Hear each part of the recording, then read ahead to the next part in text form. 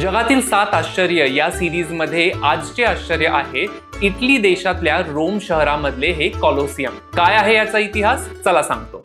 Rome शहराच्या मध्यात असलेले हे कॉलोसियम एक अॅम्फीथिएटर आहे, म्हणजे एक विशाल प्रेक्षागृह। रोम साम्राज्याच्या सम्राट व्हेस्पेसियन याने हे 72 साली बांधायला घेतले आणि सम्राट टायटसने 80 साली ते पूर्ण केले।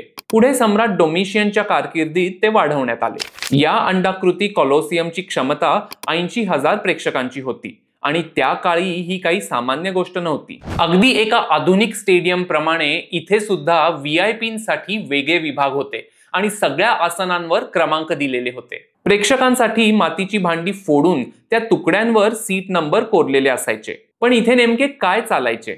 या स्टेडियम मध्ये सम्राटाच्या आणि जनतेच्या मनोरंजनासाठी योद्धांमध्ये खुनी लढाया होत असत। योद्धांना जंगली प्राण्यांशी देखील लढावे लागे। ग्लॅडिएटरच्या लढाया तर वाघांशी आणि सिंहांशी होत।